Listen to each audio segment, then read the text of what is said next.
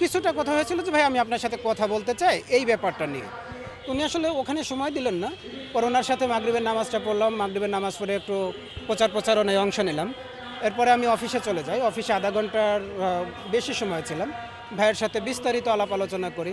যেহেতু ভাইও কিন্তু কিছুদিন আগে বলছিল যে প্রায় 30টা নাম্বার থেকে, একদম আননোন নাম্বার থেকে তাকে জীবননাশের হুমকি দেওয়া হচ্ছে। উনি ওই ব্যাপারে কিন্তু একটা জিডিও করেন। উনি ওই ব্যাপারে একটা জিডিও করে নাই।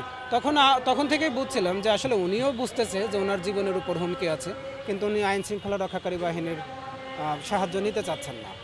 আর আমিও বুঝছিলাম যে ওনার উপর যদি কোনো হামলা হয়, আমি যদি সে তথ্য দেই, উনি আসলে এটা আমলে নেবেন না, কারণ উনি তো ভয় পান না।